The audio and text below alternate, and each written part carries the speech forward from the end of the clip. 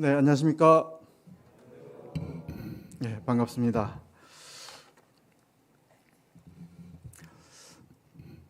네, 오늘 퇴근하고 이제 저희 아파트 주차장 외부 주차장에 이제 배도 고프고 해가지고 후면 주차를 이제 아주 명당 자리에다가 딱 해놓고 이제 딱 내렸는데 그 1층 아저씨가 그 창문을 열더니 그 전면 주차 해주세요 아저씨 이렇게 그러더라고요. 그래서 예.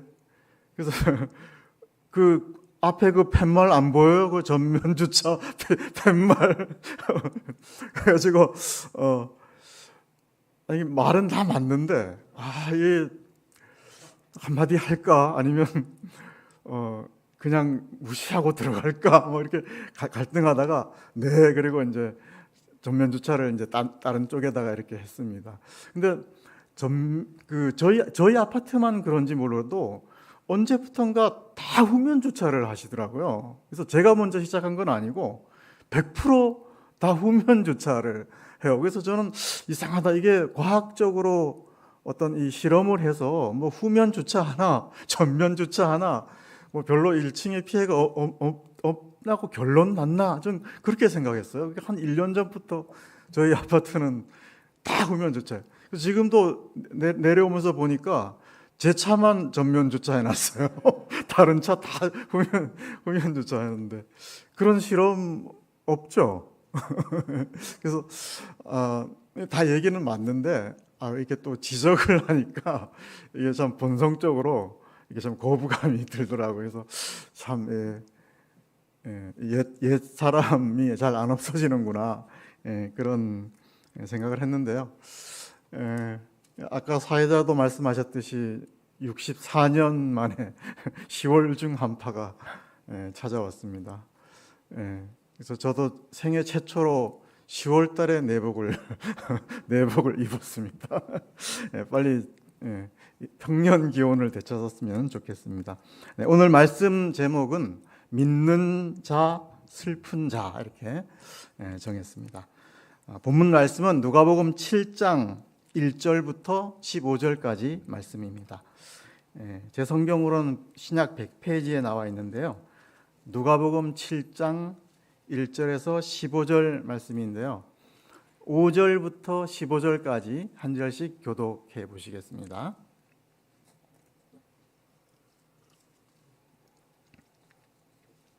다 찾으셨죠? 7장 5절을 제가 먼저 읽겠습니다. 그가 우리 민족을 사랑하고 또한 우리를 위하여 회당을 지었나이다 하니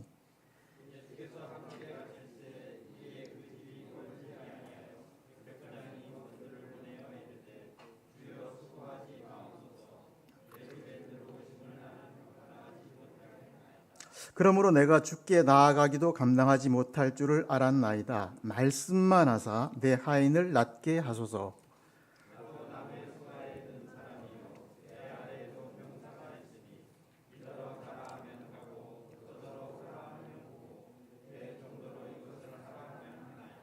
예수께서 들으시고 그를 놀랍게 여겨 돌이켜 이르사 다른 무리에게 이르시되 내가 너희에게 이르노니 이스라엘 중에서도 이만한 믿음은 만나보지 못하였노라 하시더라.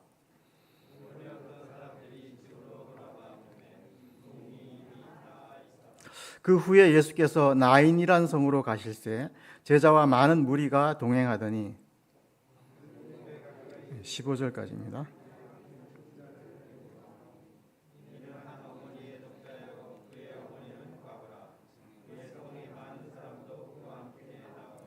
주께서 과부를 보시고 불쌍히 여기사 울지 말라 하시고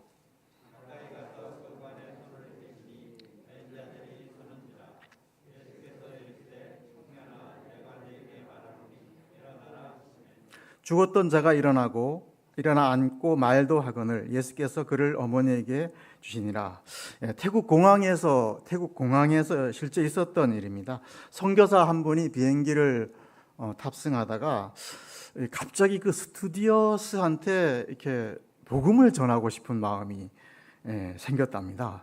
그게 이제 하나님께서 그렇게 이제 부담을 주셨는지, 그래서 이제 어렵게 다가가 가지고 예수 그리스도에 대해서 혹시 들어보셨습니까? 뭐 만나보셨습니까? 이렇게 이제 어렵게 조심스럽게 말을 꺼냈답니다. 근데 스튜디오스가 이 얘기를 듣더니 막 그 탑승구 바깥쪽으로 막 이렇게 뛰어가더랍니다. 그래서 내가 뭐 잘못한 게 있나? 혹시 내 얼굴이 뭐 테러범처럼 생겼나? 그래서 혹시 또 경찰이 와서 잡아가면 어떡하나, 이게 별의별 생각이 이제 다 들었어요. 그래서 이제 그 좌석에 앉아 있는데 그 스튜디오스가 다시 헐레벌떡 자기한테 오더니, 죄송합니다, 그런 분은 탑승객 명단에 찾을 수가 없었습니다. 네, 이렇게 하더랍니다. 네. 네, 제가 리얼하게 좀 못했나요? 예수님의 명단은 탑승구에 없었다고 이렇게. 여러분 인생의 항공기에는 예수 그리스도께서 함께 타고 계십니까? 오늘 본문은 두 가지 사건을 얘기를 하고 있는데요. AD 27년경이고 예수님께서 공생애를 시작하신 지 1년 딱 되는 때에 있었던 사건입니다. 그래서 본문을 통해서 예수님 어떤 분인가 같이 좀 배울 수 있기를 기도합니다. 첫 번째는 믿음을 보시다라는 제목입니다. 1절부터 보십시오. 백부장이 나오죠. 백부장은 로마 장교고 그 휘하에 100명의 군사를 거느린 수장이고, 그가 명령만 하면 100명이 일사불란하게 움직이는 그런 사람이었습니다. 그 1절을 보시면 백부장이 파견 나온 지역이 어디라고 하죠? 가버나움이라고 하죠. 로마는 이제 식민지 정책을 두 가지를 썼습니다. 그래서 황제의 말을 잘 이렇게 순종하는, 잘 듣는 민족에게는 그냥 자치권을 줘가지고 거기서 그냥 다스리고 세금만, 조공만 바치도록 그렇게 했습니다. 빌립보 같은 데가 이제 그런 곳이고요. 근데 황제의 말을 잘 안 듣는 그런 곳에는 이제 황제의 군사를 이제 파병해가지고 다스렸습니다. 그렇다면 가버나움은 어떤 곳입니까? 말 잘 안 듣는 그런 곳이죠. 그래서 예수님께서도 가버나움을 굉장히 혹평하십니다. 마태복음 11장 23절을 보면요, 예수님께서 가버나움아, 내가 하늘에까지 높아지겠느냐, 음부에까지 낮아지리라. 그리고 그 가버나움을 소돔성보다도 악하다, 이렇게 예수님께서 평가를 하셨죠. 그래서 이 지역, 바로 이런 가버나움 지역에 이제 본문의 백부장이 이제 파견을 나온 것으로 보시면 됩니다. 2절을 보십시오. 2절을 한번 같이 읽어볼까요? 시작.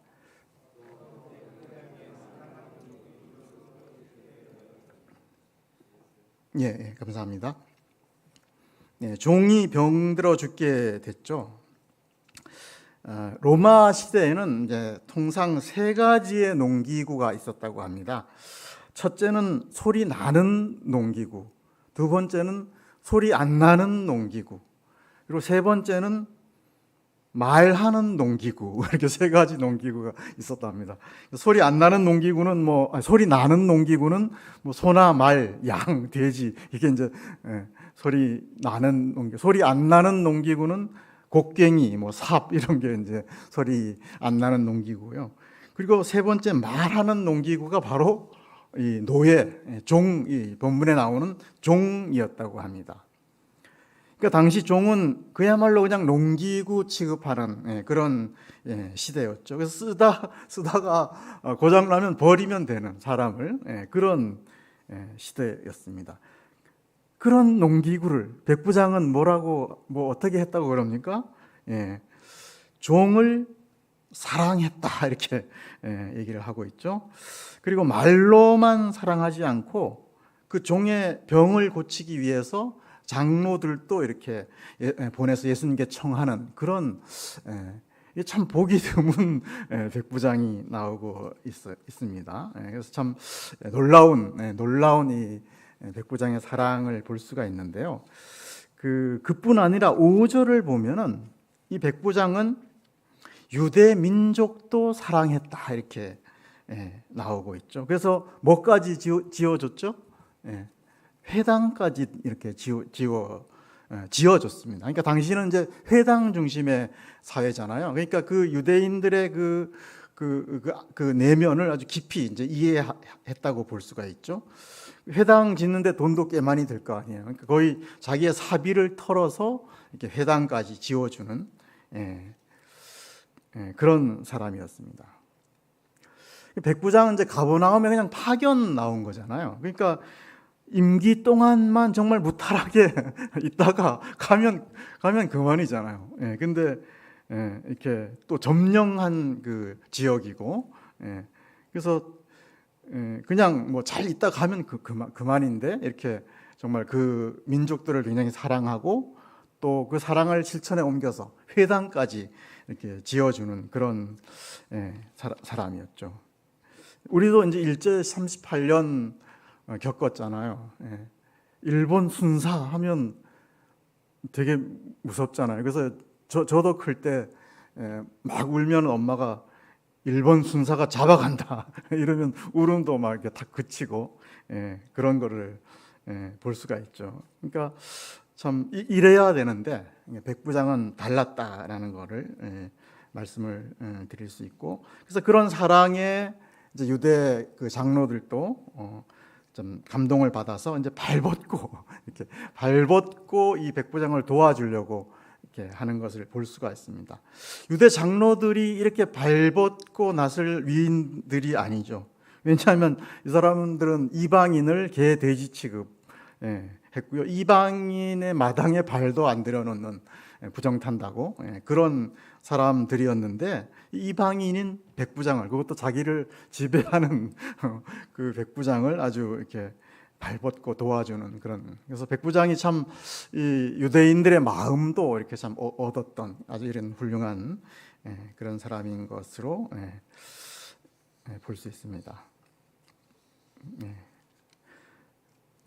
더 이제 놀라운 것은 백부장이 믿음도 있었습니다. 3절을 보십시오. 3절도 한번 같이 한번 읽어보겠습니다. 시작.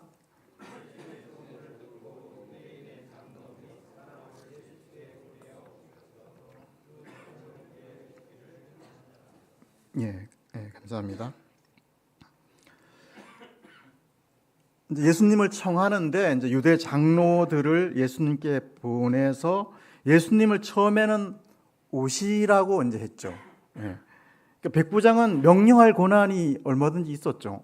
있었고 또 백부장 나이도 예수님보다 많았습니다. 그래서 당시 백부장은 사병으로 한 15년 정도 이렇게 근무해야지 백부장의 지위까지 오른다고 했습니다. 그러니까 백부장은 뭐 한 40 정도는 넘었다고 볼 수 있고, 정말 나이도 더 많고 또 그런 권한도 있고, 그런데 백부장은 명령을 하지 않았죠. 청하다 이렇게 했는데, 청하다는 뜻을 찾아보니까 애원하다, 간청하다 그런 뜻이 있더라고요. 그래서 이제 처음에는 오시라고 해놓고 가만히 생각해 보니까 감히 자기가 예수님을 막 오라 가라 할 입장이 못 된다는 것을 청해놓고 알았던 것 같아요.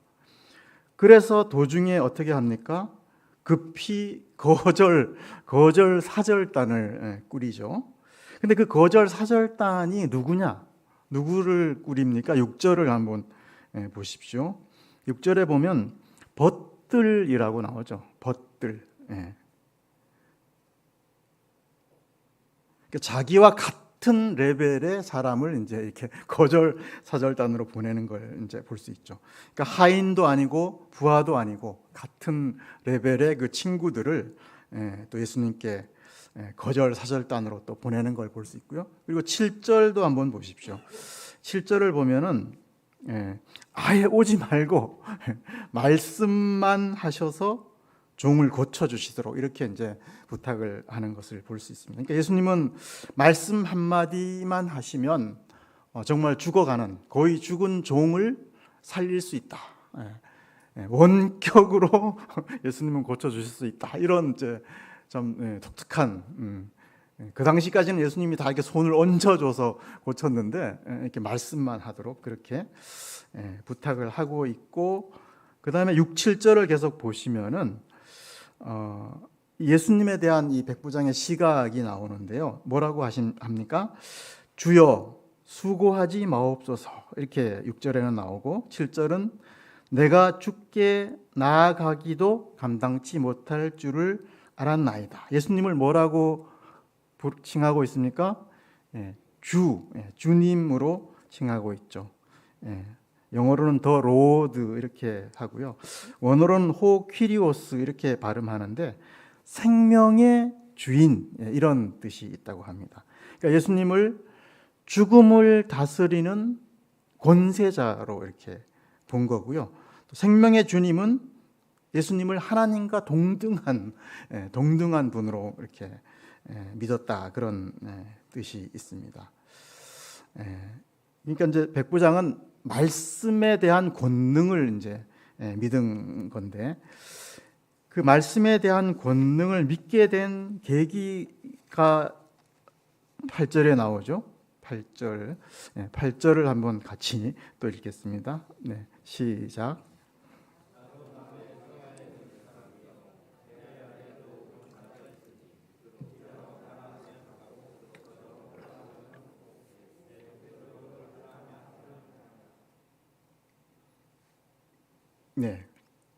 그러니까 자기도 명령 체계 속에 생활하는 사람이었기 때문이라고 말하죠. 그러니까 자기가 말 한마디를 하면 100명의 병사가 움직이고, 또 자기도 황제의 명령을 받으면 뭐 죽는 신용이 아니라 정말 죽기까지 해야 되는 그런 명령 체계 속에 있었던 사람이기 때문에 이제 이런 말씀에 대한 믿음이 생긴 거죠. 그래서 이제 9절을 보시면 예수님께서 이런 백부장에게 이제 깜짝 놀라시면서 무리들을 향해서 이만한 믿음을 내가 만나보지 못했다, 이렇게 극찬을 하고 계시죠. 이만한 믿음은 아주 위대한 믿음, 명품 믿음, 그런 뜻입니다. 예수님 주변에 어떤 사람들이 있다고 했어요. 제자들도 있었고 또 장로들이 있었잖아요. 그러니까 칭찬받을 사람들은 정말 예수님의 제자들이죠. 그리고 한 믿음 하는 사람들이 누굽니까? 장로들이죠. 그러니까 예수님은 이런 사람들, 정말 모세오경도 다 외우고 정말 신학 박사들이잖아요. 신학 박사들, 이런 정말 기라성 같은 사람들을 내버려 두고 정말 얼굴도 모르는 백부장을 아주 큰 믿음, 이렇게 칭찬을 하고 계신 것을 이제 볼 수가 있습니다. 그렇다면 이 백부장의 믿음은 과연, 이만한 믿음은 과연 어떤 믿음인가? 그래서 저는 이제 이 부분을 이제 굉장히 이제 우리 다 서로 잘 아시는 말씀인데, 이 부분에 대해서 이제 굉장히 많이 묵상을 좀 해봤는데요. 결론은 우리가 하나님은 이제 전지전능하시다고 하잖아요. 근데 저는 그 하나님의 전능하심을 믿는 믿음이었다, 이런 결론이 났습니다. 전능하다는 것은 그 명령권자의 명령을 수행할 숫자가 얼마나 많은가, 여기에 이제 그 전능의 크기가 달려 있는 거죠. 그래서 이제 우리나라 공무원의 수를 보니까 122만 1322명 이렇게 통계에 나오고, 군인은 65만 명 이렇게 나오더라고요. 이 숫자는 대통령의 말을 수행할 수 있는 사람의 숫자죠. 그러니까 어떻게 보면 전 국민이 대통령의 말이면 움직여야 된다는 거죠. 제 직장은 이제 총장님이 이제 전능자죠. 그래서 뭐 한 직원이 한 700명, 교수까지 하면 되고 학생도 한 합치면 한 8,000명 정도 이렇게 수행할 군인이 있고요. 로마 황제는 당시 군인이 한 50만 명 정도 이렇게 있었답니다. 강릉 교도소 소장님 아래는 192명이 있다고 하는데 정재훈 형제 맞습니까? 아닙니까? 맞다고 저기서 이렇게 했고요. 그리고 제18 전투 비행단 단장님 아래는 몇 명이 있나? 보안 사항인 것 같았어요. 아무리 찾아도 없었습니다. 그래서 하여간 많은. 제가 왜 이 숫자를 얘기하는가 하면 전능하다는 것에 대한 이해를 좀 마음에 확 와닿게 하기 위해서 이런 숫자를 얘기하고 있는데요. 예수님의 명령을 수행할 숫자는 무한대라고 할 수 있는 거죠. 이 지구뿐 아니라 온 우주가 다 예수님 명령 체계 안에 순종할 준비가 되어 있다. 이런 믿음이 이제 있었다는 거죠. 그래서 백부장은 바로 이 예수님께서 말씀하시면 종을 사로잡고 있던 병균도 그 명령 체계에 순종해서 떠나가고 그런 거죠. 종 안에 있던 그 세포도 그 명령에 순종해서 강건하게 되고 이런 그런 이제 말씀의 권능을 믿었다 이렇게 묵상이 됐습니다. 우리는 예수님의 전능성을 어디까지 믿고 계십니까? 또 말씀의 권능을 얼마나 믿고 계십니까? 지식보다는 믿음입니다. 믿음이 이기고 믿음이 승리합니다. 믿음이 큰 자가 정말 위대한 자고요. 믿음만큼 사람이 변하고 믿음만큼 사람이 행동하게 되어 있습니다. 그래서 우리 모두 다 이런 백부장과 같은 믿음의 사람이 될 수 있기를 기도하겠습니다. 백부장의 믿음의 결과가 어떠한지 10절을 보십시오.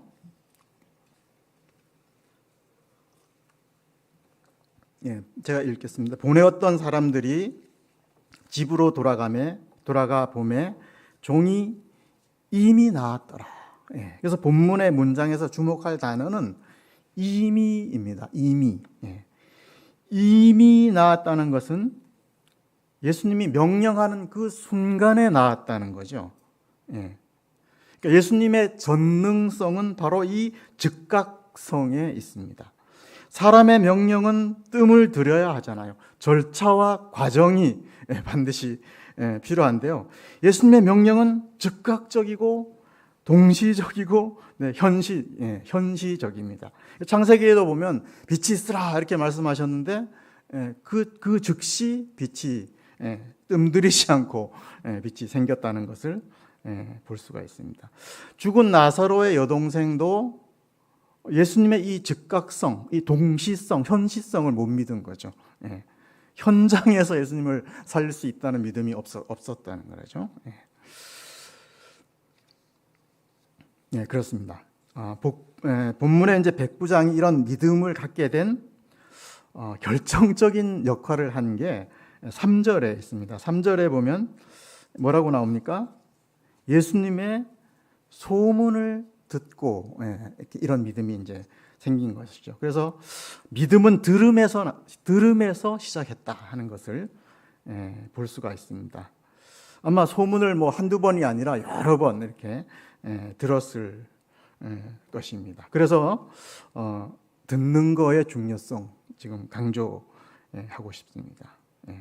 듣는 자는 살아나리라 이렇게 요한복음 5장 25절에도 말씀하고 있고요.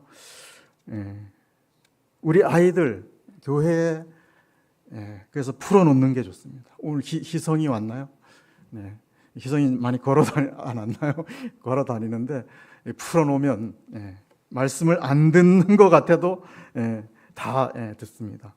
우리 지난주에 침례받은 규영 형제, 혜인자매도 어릴 때부터 교회에 풀어놓으니까 구원 받았지 않습니까? 그리고 이제 현장에서 말씀을 듣는 게 중요합니다. 제가 왜 이 현장 얘기하냐면 이쪽을 보십시오. 이번 주에 말씀 집회가 있습니다. 현장에 많이 오셔서 말씀을 많이 이렇게 들을 수 있기를 기도합니다. 현장에서 들을 때 이 믿음의 게이지가 떨어지지 않고 올라갈 줄을 믿습니다. 백부장을 통해서 또 하나 배울 점은 인간애입니다. 인간애. 크리스찬은 이제 인간애가 있어야 되죠. 저분은 바늘로 찔러도 정말 피 한 방울 안 나올 것 같아. 뭐 철면피 이러면 크리스찬으로서 참 곤란한 평가죠. 그래서 사람 위에 사람 없고 사람 아래 사람 없습니다. 근데 이제 우리가 근본적으로는 참 겸손할 수 없는 것 같아요. 그래서 정말 만왕의 왕이고 만주의 주고 하나님 앞에서 내가 얼마나 보잘것없는 존재인가, 그거를 이제 발견할 때 정말 겸손할 수 있다, 그런 생각이 들고요. 내년 이제 3월 9일이 대통령 선거지 않습니까? 그래서 대장공이 아니고 대장동 이슈, 고발 사주 이렇게 굉장히 이슈가 많은데요. 저는 개인적으로 이 백부장 같은 이 인간애가 있는 이런 분이 좀 후보로 나왔으면 좋겠습니다. 두 번째로 넘어가겠습니다. 11절부터 보겠습니다.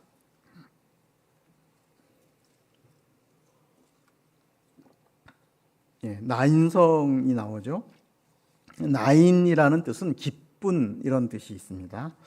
이 기쁜 성에 슬픈 일이 발생하죠.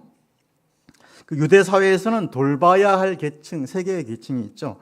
과부, 고아, 나그네를 이제 항상 이렇게 돌보라고 그렇게 말씀하고 있는데요. 본문에는 이제 남편을 잃고 홀로 된 여인이고 하나마저 있던 그 독생자까지도 죽은 아주 슬픈 여인이 이제 주인공입니다. 어떻게 보면 이제 세상에서 가장 슬픈 여인이라고 할 수가 있고요. 이제 그 독자의 장례 행렬이 이제 나오고 있고, 유대인은 장례 문화가 당일 죽으면 당일 그냥 장사를 했다고 합니다. 왜냐하면 금방 이게 부패하기 때문에 우리처럼 3일씩 하지 않고 바로 당일 날 이제 장사를 치렀어요. 그래서 한 3일장 하면 그래도 좀 시신을 붙잡고 이렇게 좀 그 분을 삭힐 그런 이제 시일이 있는데, 바로 죽자마자 당일날 이제 그 장례를 치르니까 여인은 더 슬픈. 그래서 그 여인의 울음소리가 아주 굉장히 그 장례 행렬을 따라가면서 이제 컸을 것 같고, 또 주위에서 지켜보는 사람들도 굉장히 안타깝게 눈물을 훔치는 그런 일이 많았고요. 또 당시는 그 슬픔을 더 이렇게 높이기 위해서 울음 전문가를 고용을 했답니다. 가난해도 꼭 이런 좀 곡하는 사람을 고용을 해서 더 이렇게 앞에서 더 울음을 대신 울어줘서 이렇게 좀 슬픔을 이렇게 키우는 그런 이제 일이 있었다고 하는데요. 좀 이런 이제 지식을 가지고 11절을 보시겠습니다. 11절을 한번 읽어보겠습니다. 시작.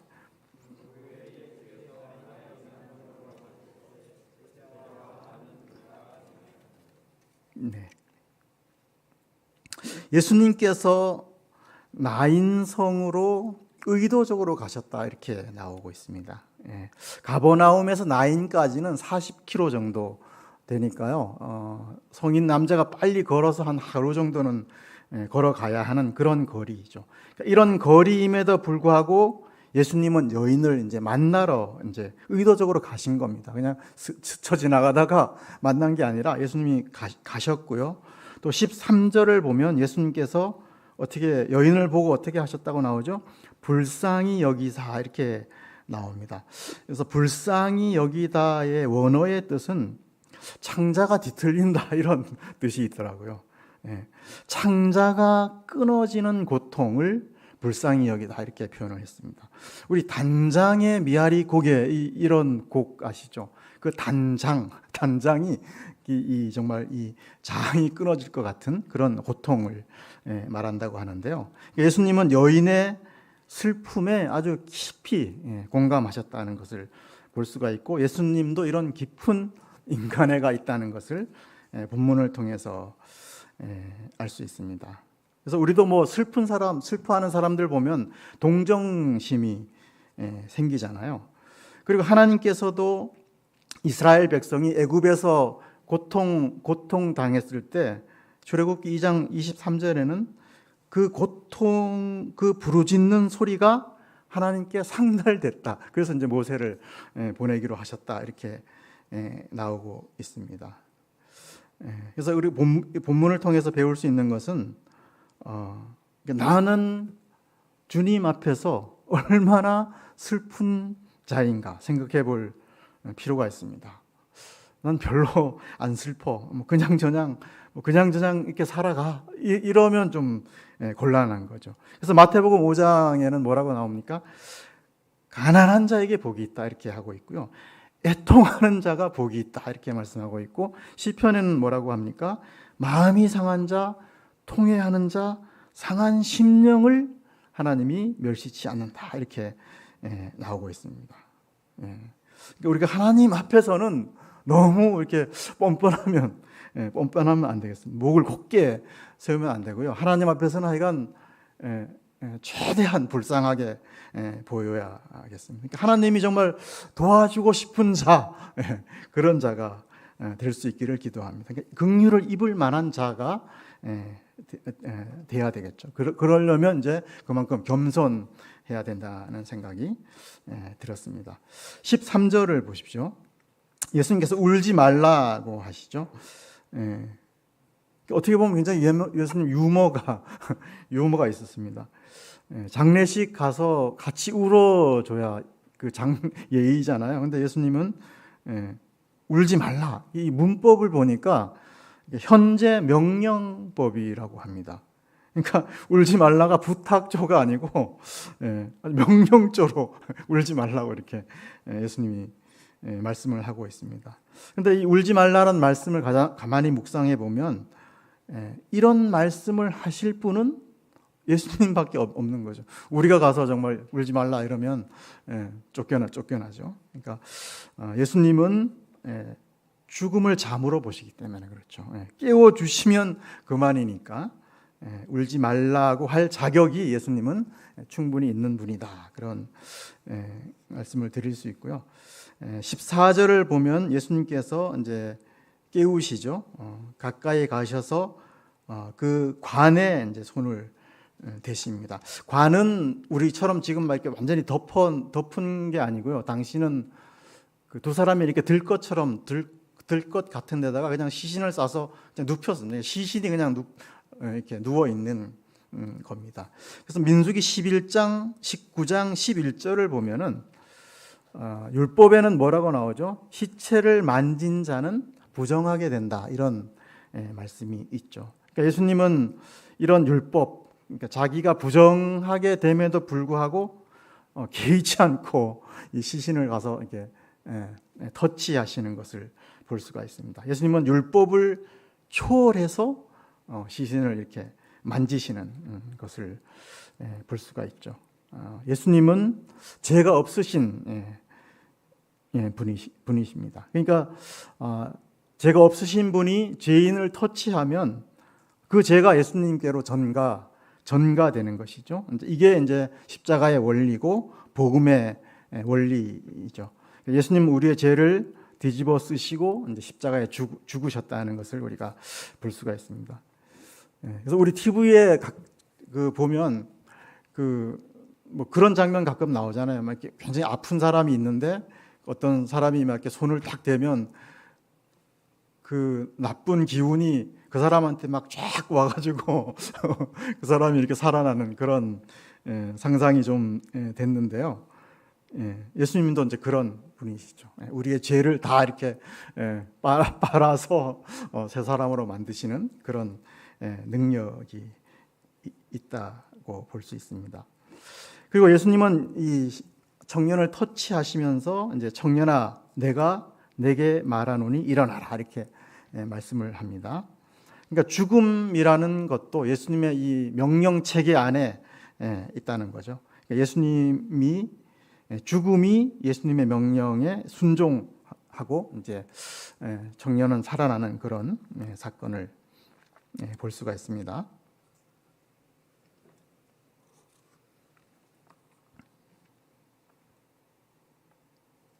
예수님이 청년아 일어나라 하실 때 이제 영화를 또 봤어요. 영화를 보니까 막 몸을 막 떨면서 막 장풍을 막 쓰면서 막 땀을 막 흘리면서 아이에게 일어나라 이렇게 하지 않더라고요. 그렇게 막 힘을 쓰면서 아이를 깨우지 않았습니다. 그냥 가까이 가서 그냥 나직하게 청년아 일어나라 이렇게 말씀을 하더라고요. 정말 그냥 잠자는 아이 깨우듯이 이렇게 조용히 깨우듯이 그렇게 청년을 깨우는 것을 볼 수가 있습니다. 그래서 이렇게 예수님이 깨우자 이 죽은 아이가 일어나서 말도 하고 그런 걸 볼 수가 있죠. 그러니까 이제 여기서도 이제 굉장히 그 동시성을 볼 수 있죠.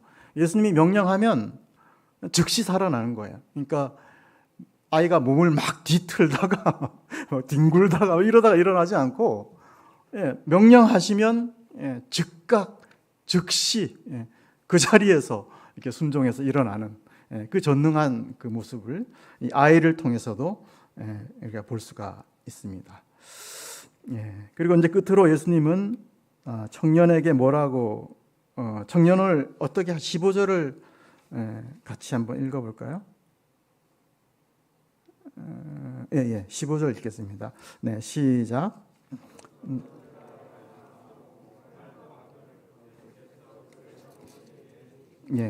그를 어머니에게 주셨습니다. 나를 따르라 이렇게 하지 않았죠. 복음 역사에는 청년이 정말 필요하다. 2030 세대 필요하다. 이렇게 해서 나를 따르라 이렇게 하지 않고 어머니 품으로 돌려주셨습니다. 가서 효도하라는 거죠. 가서 효도하고 이제 속 그만 새기고 가서 어머니를 잘 부양하도록 그렇게 해서 여인의 슬픔을 이렇게 어루만져 주시는 예수님을 볼 수 있습니다. 결론적으로 예수님은 전능하신 분이십니다. 또 우리의 믿음을 보시는 분이십니다. 그리고 우리의 슬픔을 헤아리시는 분이십니다. 우리가 이 주님 안에서 겸손한 자로서 또 믿음으로 승리하는 삶을 살 수 있기를 기도하면서 저의 메시지는 여기서 줄이도록 하겠습니다. 기도하겠습니다.